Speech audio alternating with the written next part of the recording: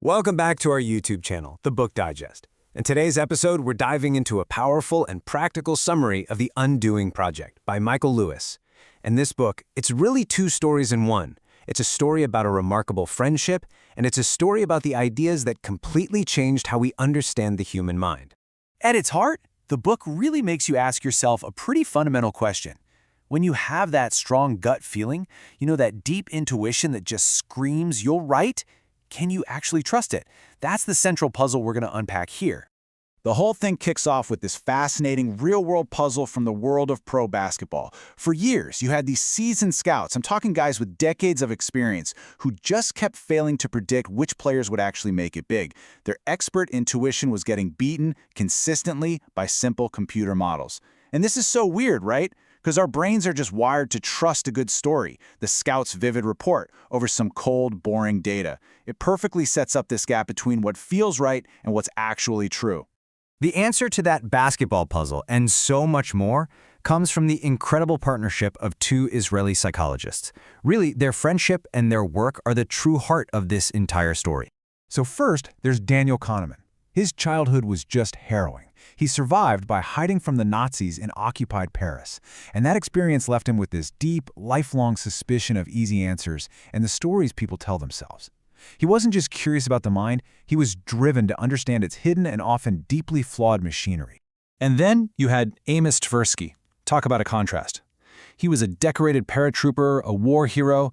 Tversky was magnetic. He was relentlessly optimistic and so intellectually self-assured that he was famous for making even brilliant people feel like they were a step behind.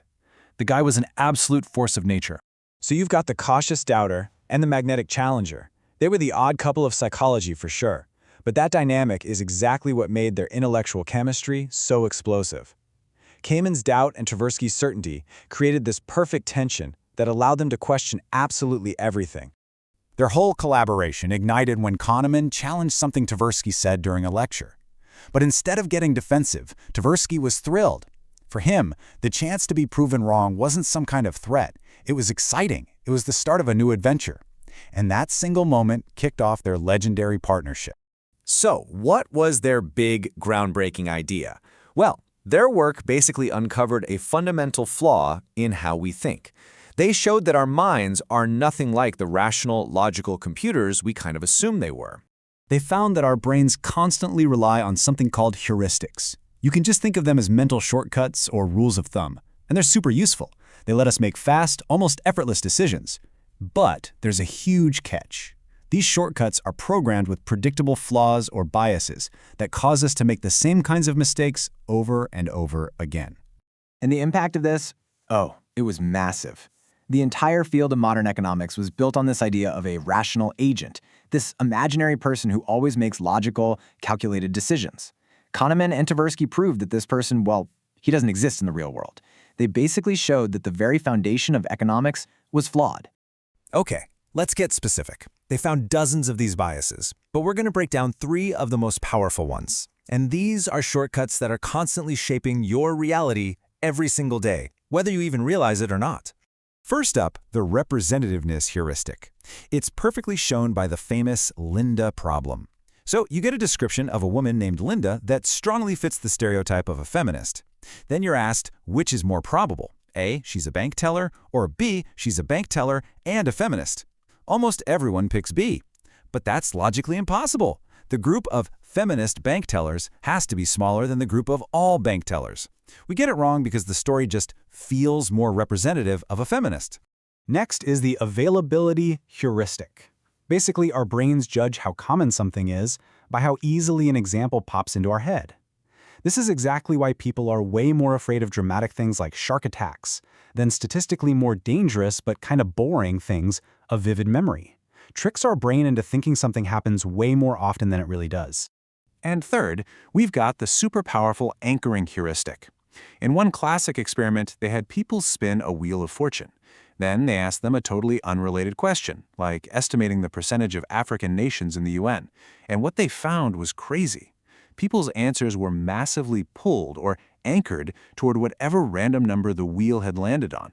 It's just a stunning look at how easily some random piece of information can mess with our judgment. Discovering these biases was just the beginning.